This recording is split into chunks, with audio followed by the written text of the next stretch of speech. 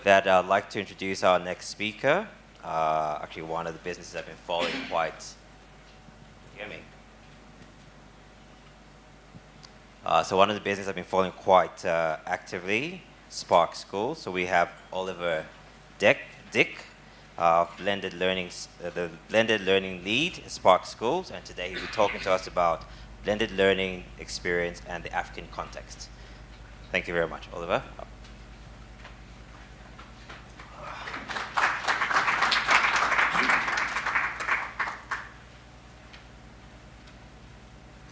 Good morning, ladies and gentlemen. I hope my presentation becomes a lot more memorable than my surname.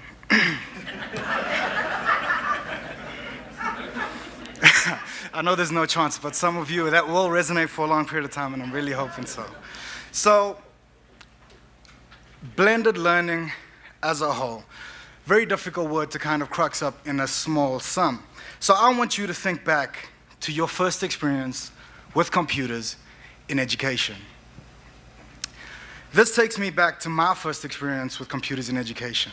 1997, grade 5 child, standing in line outside of a computer lab, waiting anxiously to get inside.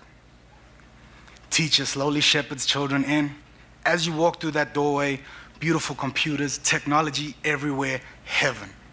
First thing the teacher says is, do not touch anything until you are told to do so. So we stand behind our chairs in anticipation and wait until we are probed to sit down. After sitting down, the teacher says, take a look at your desktop. There's an icon there with a robot. Lo and behold, my computer has no robot icon. So being advanced in technology, especially at that age, I thought perhaps somebody had deleted the icon. Maybe it's in the recycle bin. Opened up the recycle bin to look inside. There was nothing. But as I did this, the teacher saw me, and I got kicked out of the computer lab. Ironically, I now lead computer labs across our network of schools.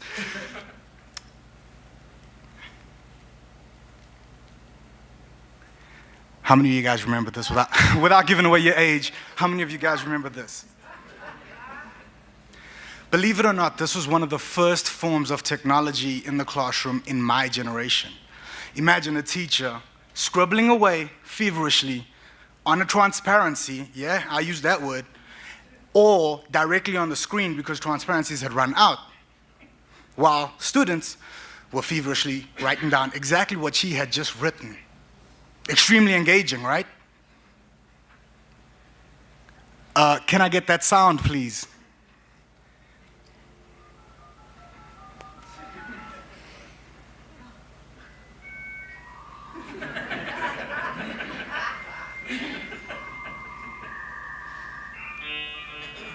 Dial-up modems. Taking you guys back. So, does that ring any bells? So if we think about blended learning in the African context, universities have been in the forefront of technology-enhanced or blended learning. They are the proverbial Mercedes-Benz S-Class.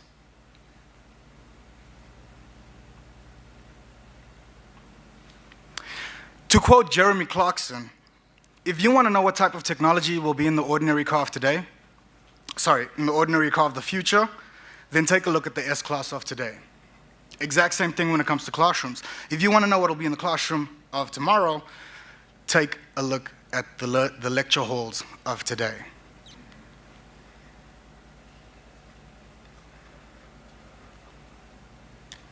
The Fees Must Fall movement.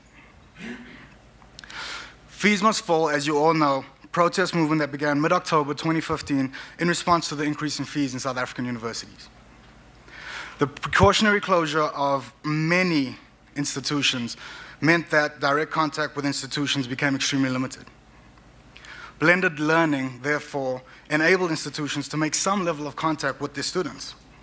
They aim to remedy the issue of curriculum completion and various courses and to make use of e-learning platforms such as Blackboard. These tools gave students access to information, presentations, assignments, videos, media, and they remained on track for completion. So what did it look like? For universities, all that infrastructure was already in place and well suited for the task. But however, lecturers and educators had to digitize their content. So this was time-consuming. It required training and copious amounts of support, and not to mention an authentic concern for students. For students, the onus was now on them, which meant that connectivity and device availability became a requirement. And understanding the platforms where the educational content was instrumental to their success. So, as a result, exams were able to run as planned at the University of Pretoria at the end of 2016. Student results remained relatively unchanged at the end of 2016 based on result analysis from the Faculty of Engineering at the University of Pretoria. And this was actually a blessing in disguise. Because the foundation for digital learning was already in place, the movement actually became the catalyst where educators had to embrace the technology in order to best serve their students. So my blended learning experience. I'd like to take a step back and address that authentic concern for students.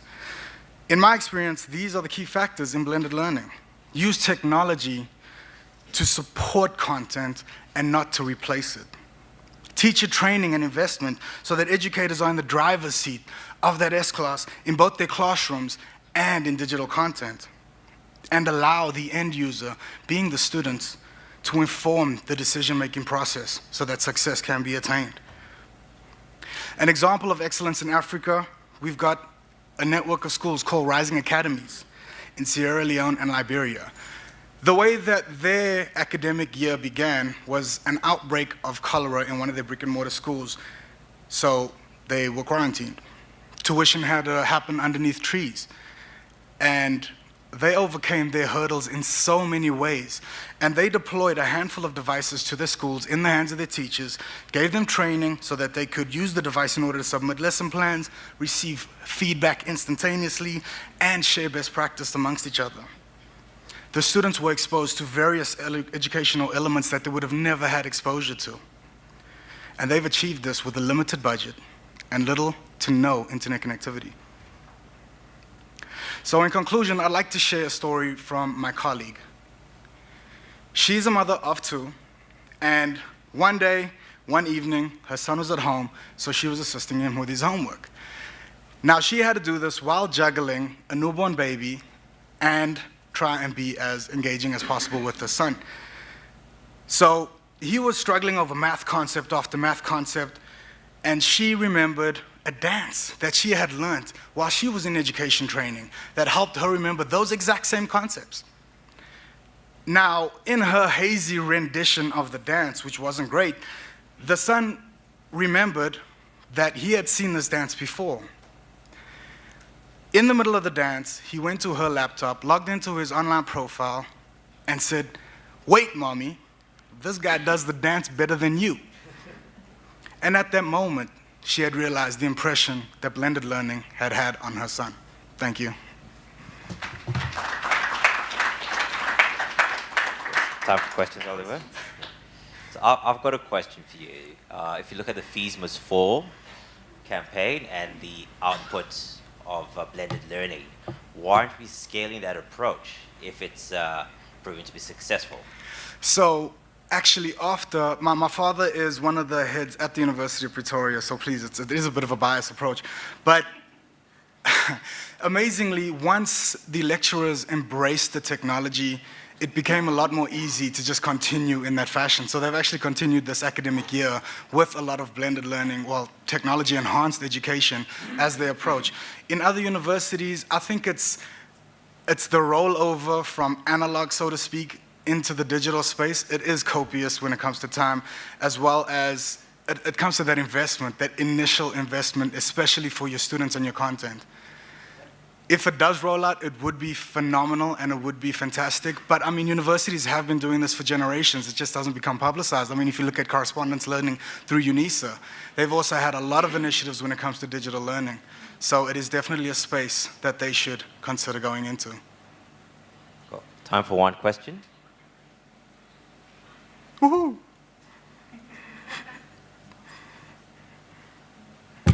Just please introduce yourself and what company you're from. Hi, my name is Xander Lee. I'm from a company called Green Office. I actually just wanted to understand the whole idea of blended learning. I support it. It's a great initiative. It's a great concept. I just think the problem doesn't necessarily lie with universities or private schools. The problem lies within your rural areas like Soweto, where people don't have access to internet, where people don't have access to mobile devices. So what's your suggestion to actually overcome that and to roll solutions like this out to schools which don't necessarily have the budget and support to have a solution like this? That's a fantastic question.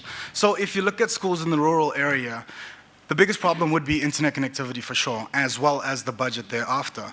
But if you look at Rising Academies, they did it with an extremely limited budget as an experiment, just as a pilot. There are companies like the Britto Foundation who actually deploy some of these devices in these rural schools with apps on them that require no internet access whatsoever, so that students can get exposure to these applications. My best suggestion is it's not about what is on the technology, it's how you actually utilize technology. So in the rural schools, a lot of people are thinking of deploying devices, not giving enough training to these teachers to adequately use these devices or train others. So my main suggestion for majority of these schools is don't use the device as something that will support technology, but actually use it as a device to create enhanced learning. Take pictures of kids doing stuff. Take pictures and videos of people learning things, because that can be explored, it can actually be seen, and it also helps embody excellence. So majority of the time, reaching an outcome, you don't know what it looks like. Giving kids exposure to that alone is actually a huge educational element in itself. There's one more question. Hi, Oliver. My name is Bonello from Shucha and Shucha Publishers. Basically, it's just not a question. It's just something that I've observed, especially in schools, rather your GET schools and your FET schools, in other words, your normal schools. I think the problem, it's not a problem per se, it's a challenge. It lies with the attitude of the educators and of course the learners as well. Because when you look at the e-learning spectrum, it's quite broad, because most people think that when you talk about e-learning, you're talking about expensive devices, which are your smartboards, which cost about 30,000 rands, devices like your tablets, which cost about 5,000 rands. But what I usually tell them is that if you have a digital device in your school, you can utilize it anyhow. For instance, you can have a laptop and a projector, which both of them maybe cost around about, say, less than 7,000 rands. With you projecting anything that you project, either something that you prepare at home, that is a blended classroom as well with that. So I think the problem lies perhaps with the attitude, because if you have a smartphone, you're using a digital nowadays technology. So I think we have to change the mindset in terms of what is actually e-learning and sort of discuss the broad spectrum that it comes with, because it's a huge one. Definitely. And I believe educators should embrace technology in all ways and forms, but it comes with that apprehension of not having enough training. But technology shouldn't drive education. Teachers should drive the technology. And that's the main problem. When technology is introduced, it's about what can technology do for us as opposed to what can this technology do for our students. So the end user is definitely the key player in this. If you take a look at the apps that are being created, I always use the analogy of nappies or purity. Who tests it? If the end user is the baby, how does the baby's opinion actually get across? Right? I mean, I've had purity. I had a baby shower recently and I was forced to eat purity. My word, I pay a lot for purity, and I'm thinking to myself that I could do it myself, I could make the food myself, because the end user will get a better product. Even if I can't get the results directly, I know what my input is. And the same should be done for educational technology. So we make these user-friendly tablets and devices, and then we don't put any apps that are created by education specialists, but merely tech specialists. So it is definitely, it's actually a holistic part, and educators have to also be a founding member of decision-making when it comes to the technology that they will inevitably use. Ladies and gentlemen, Oliver. Thank you.